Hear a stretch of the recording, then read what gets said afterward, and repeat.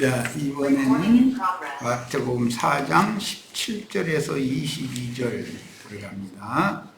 이때부터 비로소 예수께서 비로소 전파하여 이르시되 회개하라 천국이 가까이 왔느니라 하시더라. 자, 본문에서 이때부터 예수께서 비로소 전파하여 라고 기록된 이 말씀은 예수께서 마귀 시험을 이겼고 요한이 잡힌 때로부터 비로소 전파하셨다라는 뜻이므로 하늘 아버지의 보내심을 받은 예수가 때가 임하기를 기다렸고 비로소 인자의 때, 예수의 때가 이르렀다, 그런 말이에요. 여기에는 많은 걸 생각해 볼 수가 있겠죠. 여기에서 이때부터 비로소라는 말은 요한이 자기 사역을 마치고 주님께로 갔다, 또는 요한이 주님의 사역을 위해서 죽었다, 그러면 이렇게 복잡한 말이 있을 필요가 없죠. 근데 요한과 예수님이 사역이 겹치는 기간이 있었다라는 말이에요. 여기 비로소, 이때부터 비로소라는 말은, 자, 갈릴리 해변에 다니시다가 두 형제 곧 베드로라 하는 시몬과 그 형제 안드레가 바다에 그물을 던지는 것을 보시니 그들은 어부라 말씀하시되 나를 따라오라 내가 너희를 사람을 낚는 어부가 되게 하리라 하시니 그들이 곧 뭘 버려두고? 그물을 버려두고 여기 베드로와 안드레라고 하는 두 형제는 바다에 그물 던질 때 부르셨죠. 그들은 그물을 버려두고 주님을 따랐어요. 그런데 이제 더 일어나겠습니다. 거기서 더 가시다가 다른 두 형제, 곧 세베대의 아들 야고보와 그 형제 요한이 그의 아버지 세베대와 함께 배에서 그물을 깁는 것을 보시고 부르시니 그들이 곧 배와 아버지를 버려두고 예수를 따르니라. 이제 중심되는, 꼭 살펴야 되는 단어를 잘 살펴야 되겠어요. 베드로와 안드레는 그물을 버려두고 따랐죠. 그물을 던질 때 불렀어요.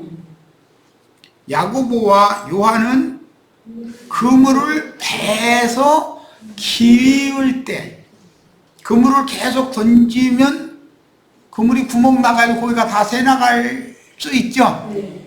그렇게 되면 그물 수선을 해야지. 저기 우리 안자매님이 그물 수선을 잘 했던가 보던데, 또 이제 뭐 큰 그물 깁는 그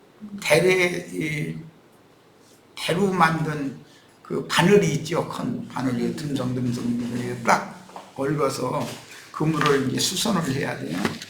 그런데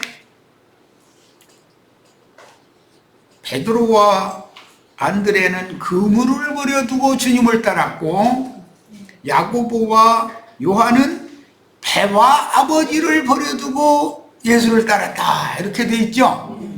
그다음에 이제 그러면 여기 어떤 말하고자 하는 의도가 있는 거 아니겠어요? 기본적으로 성경에서 그물이라는 것은 천국 복음을 지금 상징하는 말이에요. 천국 복음을 세상에 전하는 것을 그물을 던져서 고기를 잡는 것으로 상징한다, 이런 말이에요. 그런데 베드로와 안드레는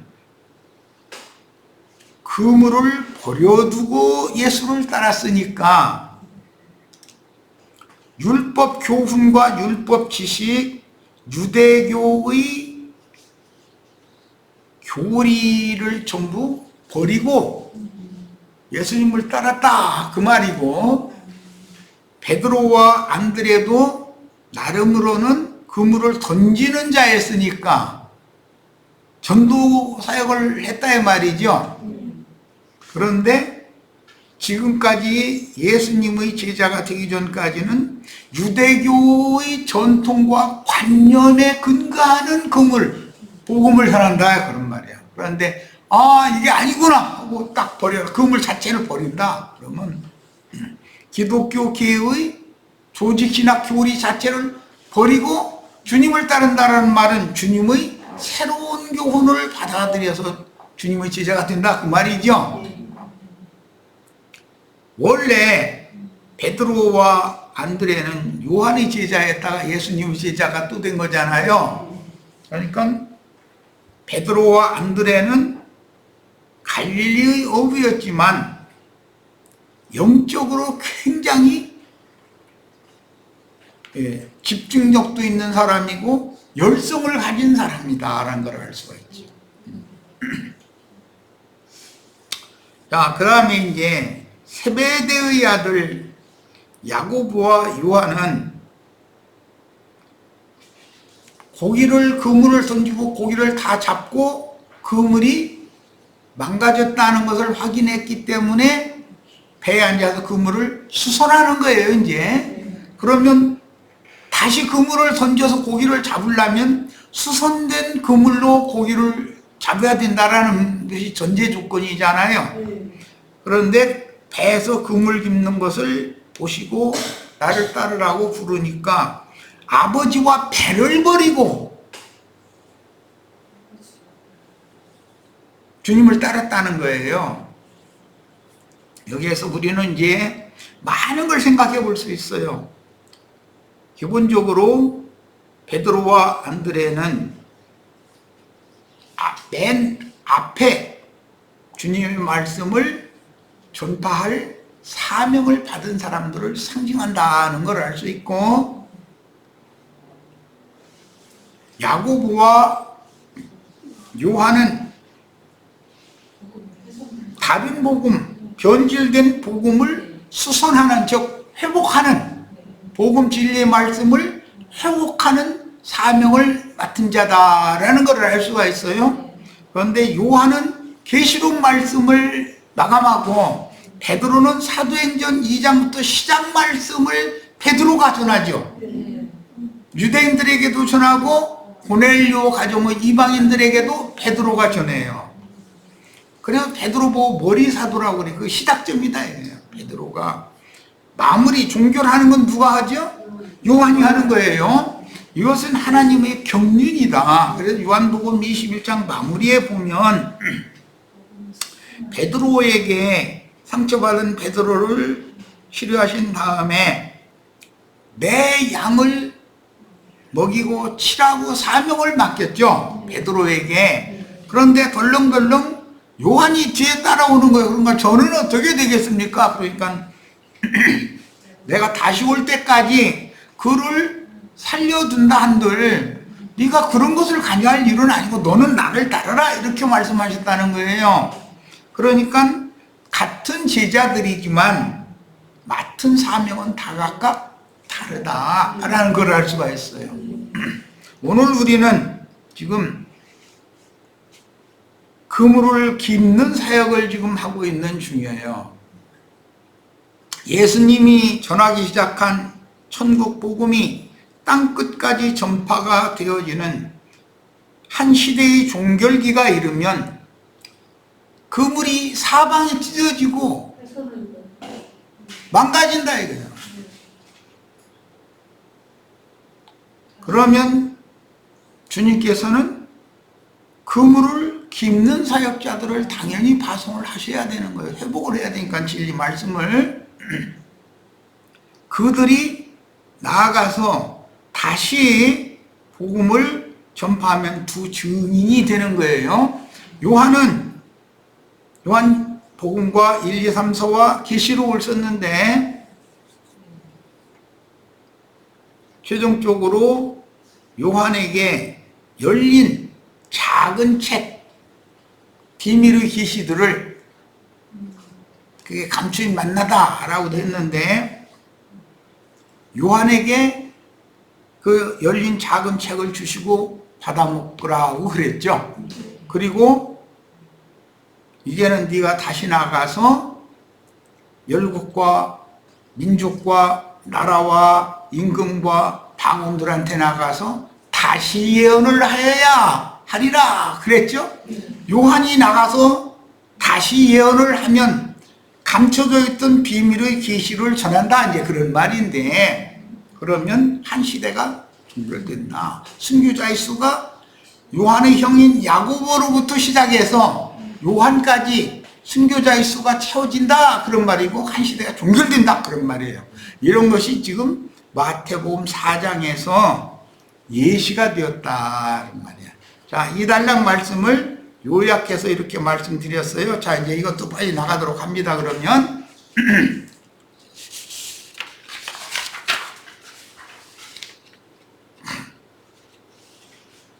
바다에 18절을 봅니다. 바다에 그물을 던지는 사역은 세상에 복음을 전하는 걸 상징하는 거예요. 수행하는 것을 상징하며, 배에서 그물을 깁는 사역은 처음 복음 전파 이후 복음 진리는 인간 교리들이 들어와 혼잡하게 되므로 복음 진리가 훼손을 입었다. 근데 그 그물을 아무리 던져도 이제는 고기는 다 빠져나가고 쓸데없는 것만 걸려들겠죠. 그래서 추수를 종결하기 위해서는 반드시 복음 진리를 회복해야 되는 것이다. 그것을 그물을 깁는 사역이다라고. 그물을 던지는 사역은 세상에 복음을 전파하는 사역이고, 그건 베드로가 맨 앞에서 그 일을 하는 거예요. 그런데 요한은 마무리를 하는 사역자였기 때문에 그물을 깁는 사역자였다. 그런데 아버지도 배도 버렸다. 그 말은 율법 하나님 아버지와 율법 교회를 떠난다. 예수 그리스도를 아바 아버지라, 그 영을 아바 아버지라 부르고, 예수 그리스도 입으로 나온 영과 생명의 말씀으로 회복한다, 그런 말이에요.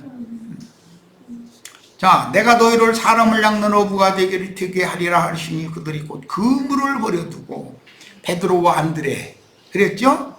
자, 베드로와 안드레는 주님의 그 사역을 이어받아 그 영의 복음 전파를 수행했으며, 바울과 그의 동역자들이 이방인의 때를 종결하는 사역자인 요한이 두 증인이 되죠. 일곱 눈들에게 그 사역을 인계하면 하늘에 기록한 장자들의 교회 사역자들에 의해서 추수는 종결되고 새 세상의 인마진 이스라엘 12지파의 사역이 연결되는 것이다. 자, 그 다음에 거기서 더 가시다가 다른 두 형제 곧 세베대의 아들 야고보와 그 형제 요한이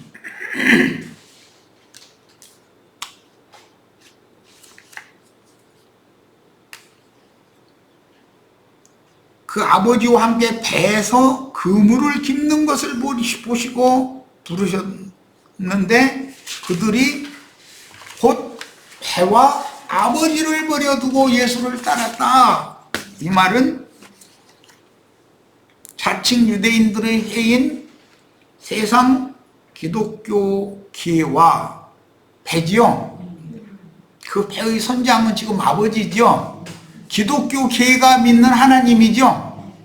을 버리고 예수를 따라간다. 여기서 예수는 그 영으로 오신 예수죠. 그렇죠? 이렇게 사역의 위임이 달라진다. 이게 하나님의 경륜 때문에 그래요. 세베대의 두 아들인 야고보와 요한은 최초의 순교자와 이방인의 때를 종결할 순교자. 요한은 이방인의 때를 종결하는 순교자죠. 최초의 순교자로부터 시작해서 야고보로부터 시작해서 요한까지 순교자의 수가 차면 한 시대가 끝나죠. 그래서 새 시대가 오는 거예요. 야고보는 유대교의 아버지 하나님과 유대교라는 배를 버리고 주님을 따라간 순교자이며, 그 동생인 요한은 기독교의 아버지 하나님과, 오늘날 기독교의 아버지 하나님은 창공 하늘 어딘가서 금의자 타고 이렇게 앉아있는 하나님이죠. 아버지죠. 그래서 그 기도하라고 하면 하늘에 계신 우리 아버지 뭘 생각해요? 금의자 타고 지금 앉아있다가 자기 기도를 듣고, 아, 너 참 내 마음에 합당하다. 야, 돈보따리 하나, 금덩어리 하나 쏟아주마. 이제 이렇게 하는 하나님으로 믿는 아버지라 이거예요. 그 아버지는 실제로는 세상신 마귀지, 그것이 참 하나님 아버지가 아니죠. 그런 건 그거 버려야 되잖아요. 기독교계의 아버지 하나님과 기독교라는 배를 버리고 그 영의 말씀으로 그물을 기워서 복음의 진리를 회복하여 하늘에 기록한 장자들의 교회를 세운 순교자들을 대표한다. 야고보로부터 요한까지 그 순교자의 수가 차면 새 시대가 오는 거예요. 자, 이런 것이 이미 마태복음에 이렇게 암시가 되어 있다. 굉장히 계시책인 거예요. 자, 이단락은 예수님의 때가 시작되었다는 것을 보여주는 내용인데, 어둠이 가득한 세상에, 그리고 어둠에 잡힌 마음들의 생명의 빛을 비추는 천국복음 전파 사역을 시작하실 때 동역자들을 부르시는 내용입니다. 주님은 하나님의 아들이시지만 독단적으로는 사역을 하실 수 없다. 동역자들을 얻으셔야지. 주님의 이름으로 보내신 또 다른 부여가 진리 성령께서도 독단적으로 사역을 하실 수 없어요. 동역자들을 얻으셔야 돼. 우리 오늘 모여에 참여한 모든 형제 자매님들이 그 영이 되신 주님의 동역자들이 되어서 하나님의 집을 세우는 지혜로운 건축자들이 다 되셔야 되겠어요. 어제 마침 우리가 마태복음 창세기 28장 말씀을 읽고 말씀을 나눴는데, 야곱은 하나님의 복음의 제사장 직분을 계시로 받았고 그 직분을 할 사람을 하나님이 만드는 과정이 20년이 걸렸어요. 그리고 유대인과 이방인들을 상징하는 야곱의 가족들과 무양의 짐승떼들을 이끌고 다시 베델로 돌아와서 하나님의 집이에요. 하나님의 집을 세우는 일을 남은 생애 동안에 하나님의 집을 세우는 그런 사역자로, 하나님의 동역자로 충성하다가 데려감을 받았어요. 자, 오늘 우리 형제 자매님들도 이런 말씀을 통해서 주님이 불러서 세우신 그런 주님의 집, 주님의 나라를 세우는 지혜로운 건축자들로 다 세움을 받고 남은 여생을 충성을 다하여 죽도록 충성하다가 주님 앞에 다 영광의 면류관을 받는 자들이 다 되도록 그런 신령한 축복을 다 받으시길 바랍니다. 자, 본문에서 이때부터라는 용어는 예수님의 사역상 특별한 어떤 시점을 표현하는 말로서 예수님의 생애에서 중요한 전환점을 지적해주는 용어입니다. 전에는 유대 광야에서 요한에게 불로 침례를 받고 사역을 준비하셨으나 요한이 잡혔다는 소식이 들리자 나사렛으로 돌아가셨다가 광야로 와서 요한의 사역지로 와서 침례를 받으셨죠.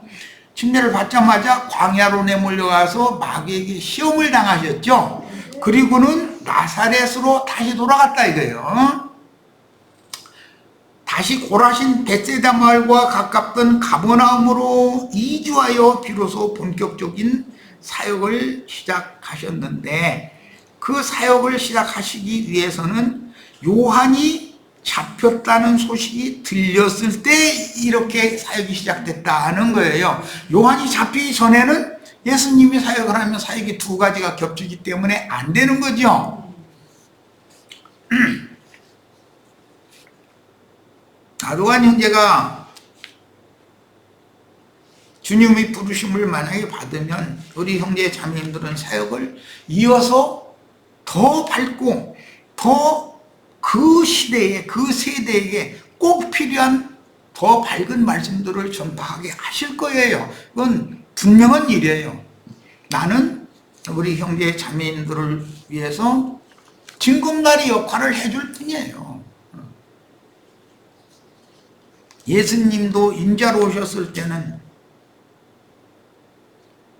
제자들보다 더 큰 일을 할 수는 없었잖아요. 성령이 오신 다음에 제자들을 통해서 더 큰 일을 하시게 하시잖아요.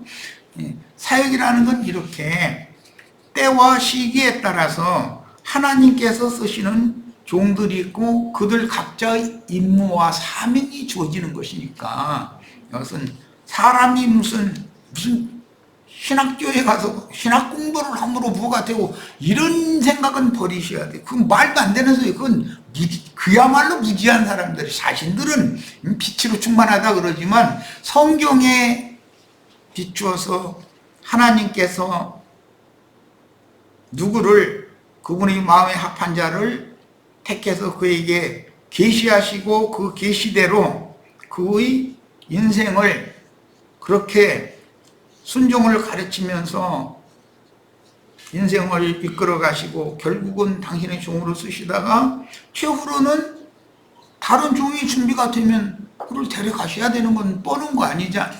뻔한 거잖아요. 하나님은 어떤 일을 무질서하게 하는 일은 절대로 없다. 그분의 시간표도 계획대로 움직여지고 있는 거고, 그분의 계획과 그분의 뜻을 이룰 자들을 그분의 목적에 따라서 착착 이렇게 준비하시고, 어느 때가 되면 누구를 들어서 또 그 사역을 이어서 하게 하시고 하시는 것이 하나님의 행사다. 하나님은 절대로 오류도 없고 착오가 있을 수가 없죠. 하나님이 뭔가 내가 지금 몇 회까지 한 것이 내가 잘못했네, 그럼 다시 시작하고, 하나님 이런 일은 절대로 없어요. 그렇게 하시지 않아요. 때와 시기는 하나님이 정하신 대로 되는 것이고, 거기에 맞는 종들을 어떻게 예비했다가 어떻게 쓰시고 데려가시고 하는 것은 절대자의 주권에 속한 문제예요. 그래서 내가 가끔 얘기하지만, 어떤 양은 어떤 목자에게 붙이시는 것이 하나님의 안배다. 이것을 하나님의 중매라고 그래요. 아담의 갈빗대로 지은 여자를 중매하는 것은 하나님의 계획에 따른 것이지, 우리가 그리스도의 배필이 된다, 이것은 인간이 뭘 노력을 하거나 뭘 어떻게 하거나 계획하거나 그럴 수 있는 게 아닌다 이 말이에요. 전적으로 이런 것이 꼭 믿어지셔야 되겠어요.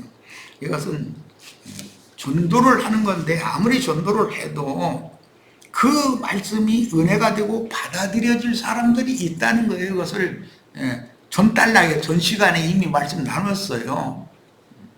장세에서 멸시받고 천대받을 수밖에 없는 그런 사람들이, 그 마음이 너무 순수한 사람들이기 때문에 오히려 그들에게 좋은 씨가 떨어지고 싹이 나고 자라고 결실하고 열매 맺고 결실하고 추수되고 하는 것은 어떤 사람이 정해져 있다. 이런 걸 기독교 잘못하면 예정이라고 하는지 이제 오해할까 무서운데, 사람이 너무 세속적인 어떤 관념이나 지식이나 이런 것으로 굳어져서 자신을 이렇게 높은 위치에 두고, 자기만 못한 사람이 있으면 멸시하고 깔보고, 그런 관념에 젖은 사람은 아무리 전도를 해도 받아들이지 않게 돼 있다는 거예요. 그게 문제인 거예요.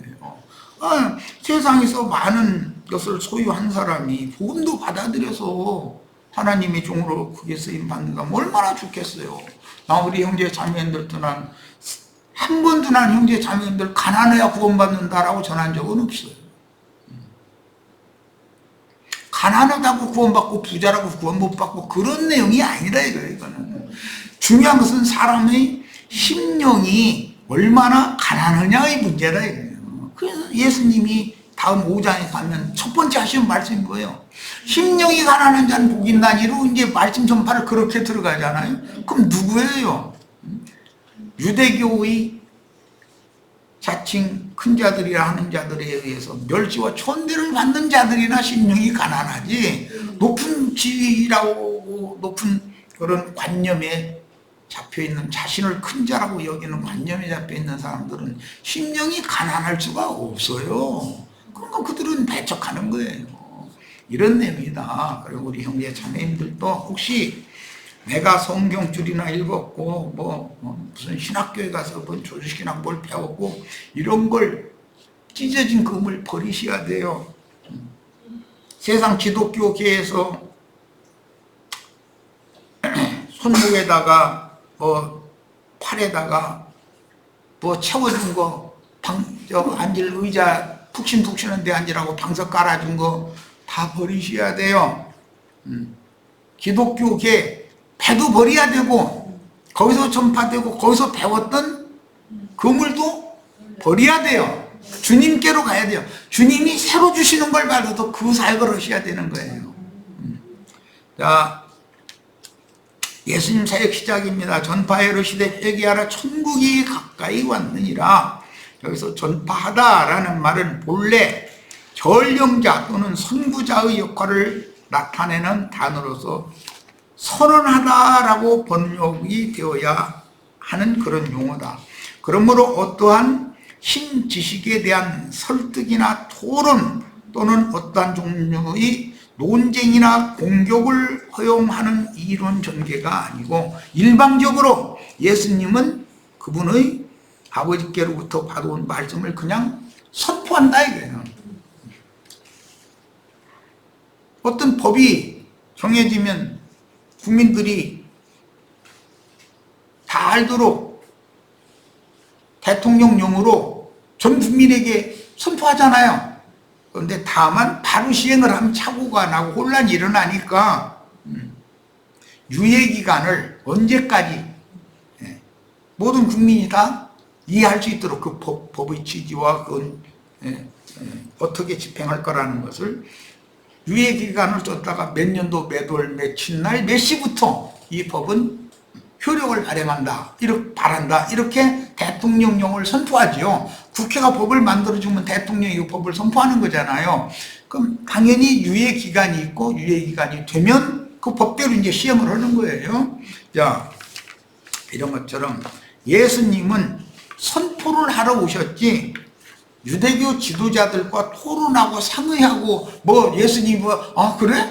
그 말 들어보니까 그 말이 일리가 있다, 내가 말한 거 취소하고 너희 말로 한 대로 또 할게, 이런 일은 절대 없다. 예수님이 한번 딱 선포하면 그게 바로 법이다 이거예요. 자, 이런 용어를 여기서 전파했다라고 하는 이 용어를 잘 이해를 하시길 바라요. 자, 참된 이치, 올바른 이치를 진리라고 하는데, 하나님 아버지의 말씀이 진리요, 그 말씀이 육신이 되어 세상에 오신 예수님 자신이 진리이며, 아버지의 말씀은 진리죠. 내가 곧 진리다 이랬죠. 진리의 성령이 오시면 그랬죠. 그러니까 아버지의 말씀이 진리고 예수님 자신이 진리고 또 다른 보혜사로 오신 진리의 성령이 진리다 이거예요. 성령은 진리니라 그랬어요. 자, 그 영으로 세상에 재림하여 제자들에게 다시 영접받은 그리스도 예수인 그 영이 진리의 성령이지, 뱀이 넣어준 인간들의 지혜와 지식에서 나오는 것들은 그 무엇도 참된 진리, 올바른 이치가 아니다. 사람이 듣기에는 너무 옳은 말이에요. 목사들이 강대상에 서는 말이 인간의 교훈으로 자면 그런 말이거나 잘못된 말이 아니잖아요. 그러나 하나님의 말씀을 간교한 방법으로 변개시키거나 혼합시키거나 하면 이것은 뱀의 말이 되어버리는 것이다 하는 거예요. 자, 회개하라 천국이 가까웠느니라 그랬는데, 우리는 가까이 온 천국과 임한 천국, 그리고 영광 가운데 나타나게 될 천국에 대하여 바른 이해를 할 필요가 있다.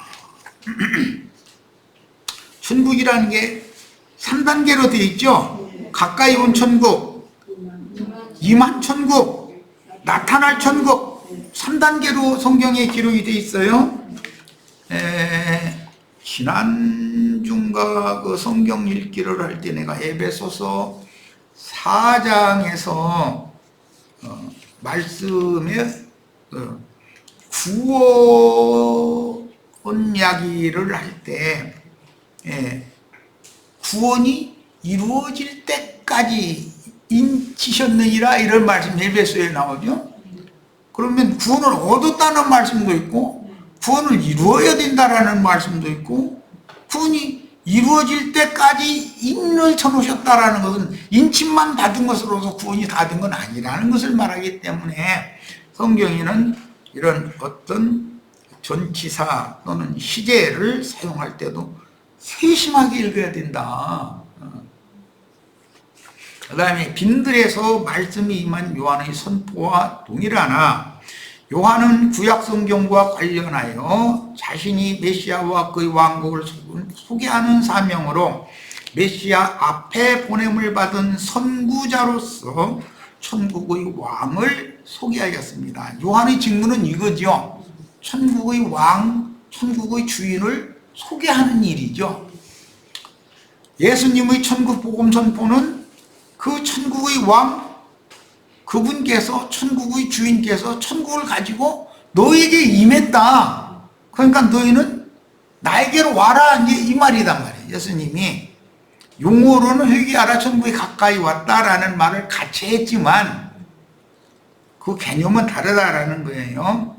자신이 메시아로서 구약 예언들의 성취를 위해 사람으로 보내심을 받았고 구속을 이룬 주님의 이름으로 참 지지자들에게 또다시 보내신 살려주는 영이 지지자들을 모든 진리 가운데로 인도해주는 예수 그리스도 자신이라는 사실을 선포하십니다. 그런데 기독교계는 말씀이신 아버지 따로 말씀이 육신이 되신 인자 예수 따로 또 다른 보혜사 진리 영으로 재림하신 성령 따로죠. 이것이 사실은 신이 셋이라는 생각이다 이거예요.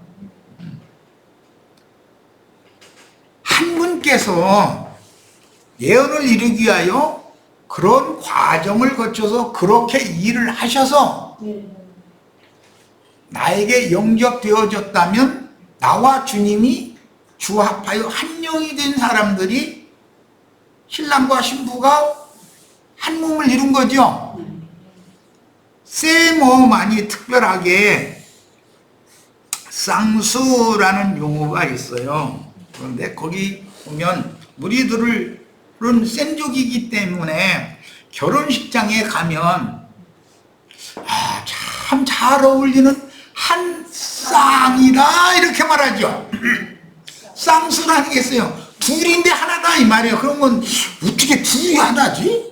이게 이해가 안 되잖아요. 세상 사람들의 야매 족속의 개념으로는 이게 1은 1이고 2는 2지 어떻게 2가 1이 되냐 이렇게 따지면 할 말 없죠. 그런데 성경 용어에는 쌍수라는 것이 있다. 둘인데 하나다. 그럼 무슨 뜻이에요? 하나님과 인간은 둘이지만 그렇게 보면 둘이지만 주님이 사람들에게 영을 부어주시고 그 영을 받은 사람들은 주합하여 하나가 된다. 이게 복음이란 말이에요. 우리는 다 정말 아름다운 한 쌍이 되는 거죠. 이게 성경 이야기예요. 자, 오늘 여기까지 말씀을 나누고 오늘 집회를 마치도록 합니다.